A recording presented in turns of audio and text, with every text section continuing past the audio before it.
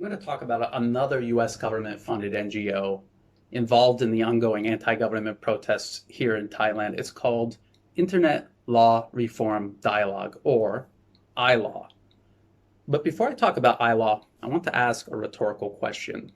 What would happen if the Russian government was funding an organization inside the United States trying to have the entire US Constitution rewritten and rewritten in a way that would make it easier for Russian-backed opposition parties to get into power? And I think it doesn't take much imagination to realize the US government would never tolerate that. And yet, that is exactly what the US government is doing in Thailand. They are funding iLaw to petition the Thai government to have the entire Thai constitution rewritten, and rewritten in a way that would make it easier for US-backed opposition parties to get into power. And which opposition parties am I talking about? I'm talking about Thaksin Shinawat's Pheu Thai Party and Thanathorn Juangroongruangkit's Future Forward Party, now known as Move Forward Party. And we could take a look at this 2018 article by the Bangkok Post. And, it's no secret that it's Pheu Thai and Future Forward, or Move Forward, who wants the Constitution rewritten. The protests, here is Thanathorn. He was leading the protests from the front, and then eventually he kind of got behind them.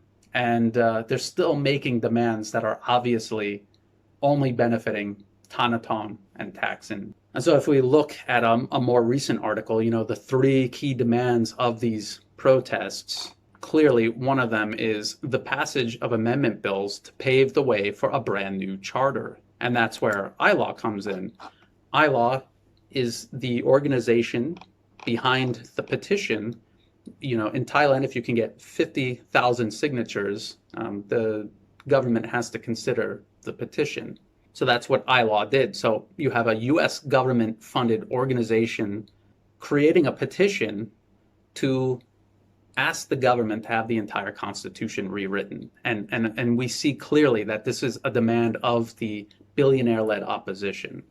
They ended up getting their signatures, and this was after a month-long campaign where iLaw had tents set up all over the country, from north to south, east to west. Every major anti-government protest at every major university campus, iLaw was everywhere. They had their tents, they had their printers, they had their stationery, they had staff, they had tables, they had chairs, they had professionally printed banners. Who's paying for all this? I said the US government was paying for it, but can we prove that? Is there evidence that the US government is actually funding iLaw? And it turns out that the evidence is as easy as just going to iLaw's own official webpage right here.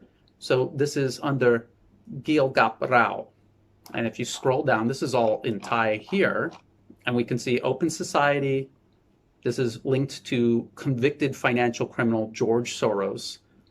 There's the Henrik Boll Foundation. This is linked to the Green Party in the German government. And we have the National Endowment for Democracy, which was created by the US government, is funded annually by the US Congress, and is overseen by Congress and the US State Department. So it's right here on iLaw's own webpage. There's no debate that it's funded by the US government. As a matter of fact, if you look at the list, there is no Thai organization listed here at all. They should be asking themselves about the huge conflict of interest. You're asking for the highest law in the land to be completely rewritten, and yet you're receiving all your money from foreign organizations. Democracy is a process of self-determination. That means Thai Constitution, whether it stays the same, is amended, or is entirely rewritten, this is the business of Thai people and Thai people alone. And there should be no interference of any kind or any sort of conflict of interest involving anyone from the outside. And yet here's iLaw funded by the US government. Why is the US government trying to change the Constitution to make it easier for people like Thanathorn and his Future Forward Party, or Move Forward Party, to get into power? And it's because Thanathorn represents US special interests, not Thailand's best interests. How do we know this? Well, before the 2019 general elections in Thailand, Thanathorn did something kind of strange. You're running for office in Thailand. You should be campaigning all around Thailand, right? But that's not what he did. He ended up traveling to the United States and he ended up kind of, campaigning there for backing and support. And what came out of this was a policy that you could definitely tell, even at the time, was very anti-Chinese. And it's a policy that is designed to pivot Thailand back toward the West. You have to remember that right now, China is Thailand's largest trade partner, its largest investor, its largest source of tourism by far. More tourists come from China to Thailand than all Western countries combined. And China is also a key partner for major infrastructure projects like the Thai-Chinese high-speed railway, which when it's completed is going to make it so much easier for people and goods, especially goods, to move back and forth to and from China. And so why would the US be opposed to all of this? This is all obviously really good things for Thailand, so why would America be opposed to it? It's no secret that the US has this competition with China. When Thanathorn got back from his US trip, he proposed things like this right here. Let's look at this Bloomberg article. Thailand needs hyperloop, not China-built high-speed rail, junta critic says. And this is about Thanathorn wanting to cancel the Thai-Chinese high-speed rail and replace it with hyperloop technology, which, by the way, doesn't exist. There are crude prototypes, hasn't moved a single passenger anywhere, and probably won't until at least the 2030s. So what Thanathorn's basically doing is he's going to cancel a project that's already under construction, that involves technology that in China moves billions of people every year, and he's going to replace it with a proposal that doesn't even exist. It's not even real. So what he's basically doing is just freezing Thailand's progress. What else has Thanathorn done to target Thai-Chinese relations?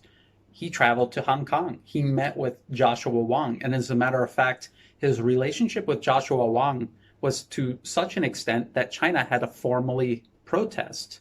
This was at a time when Thanathorn was a member of the Thai government, and he was interacting with a US-backed protester who was calling for independence for Hong Kong and specifically to peel it away from China. So if someone like Thanathorn gets into power, what do you think that's going to do for Thailand's relationship with this country, that it's its largest and most important economic partner? So this is what iLaw is doing in Thailand. It's a US government-funded NGO. It's attempting to rewrite the entire Thai constitution to make it easier to get someone like Thanathorn into power. And Thanathorn is going to target Chinese-Thai relations, and it's going to be devastating to the country. He's already threatening those ties with China, Thailand's largest and most important economic partner, and obviously the engine of development and economic growth in Asia. Nobody with Thailand's best interests in mind would be doing this, and yet that is what Thanathorn is doing. That is what iLaw is doing. And that's what the US government is funding in Thailand. So protesters need to keep this in mind. If your goal is really democracy, democracy is a process of self-determination, not a process of something being determined in Washington or being determined by an NGO funded by Washington or being determined by a politician who, instead of campaigning before an election here in Thailand, was in the United States conspiring with foreign special interests. All the references are in the video description below, and thank you for watching.